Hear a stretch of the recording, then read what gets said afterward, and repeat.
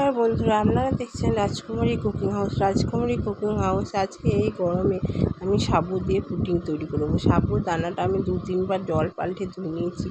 Saucepan বসিয়ে দিয়েছিলাম গ্যাসে ওভেনে। তারপরে আমি বেশ ভালোভাবে সাবুটাকে জল ফুটিয়ে এলে দিয়ে দিতে সাবুটাকে ফুটিয়ে নিতে হবে।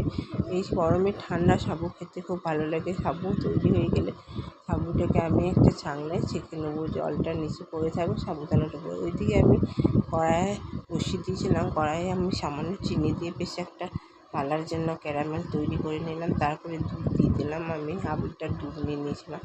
দুধ, এই দেখুন সাবুদানাটা কত সুন্দর হয়েছে দেখতে সাবুদানাটা। তারপরে আমি দুধ এবং চিনি ক্যারামেলটা নাড়তে নাড়তে যেই ফুটে ঘনত্ব হয়ে আসবে আমি সাবু ওই দানাগুলো দিয়ে দেবো। সাবুর জল নয়, দানাগুলো ছেঁকে আমি নিয়ে নিয়েছি এবং দিয়ে করে নেড়ে চেড়ে নিতে হবে।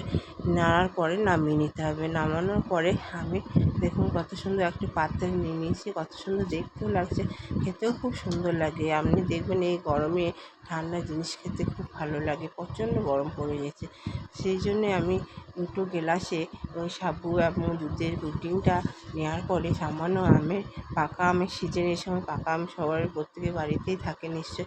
পাকা আম কুচি কুচি করে দিয়ে দিয়েছিলাম এবং কিছুটা আমি কাজু বাদাম দিয়ে দিচ্ছি। এরপর আমি প্রায় 10 থেকে 15 মিনিট নর্মাল টেম্পারেচারে ফ্রিজে রেখে দিয়েছিলাম। দেখুন সাবুর দানাগুলো কত সুন্দর গ্লাসের নিচে দেখা যাচ্ছে, দেখতেও যেমনি সুন্দর, খেতেও খুব সুন্দর লাগে। আপনারা তৈরি করবেন, আমি তৈরি করেছিলাম। গ্রীষ্মকালে সাবু পুডিং খুব ভালো লাগে।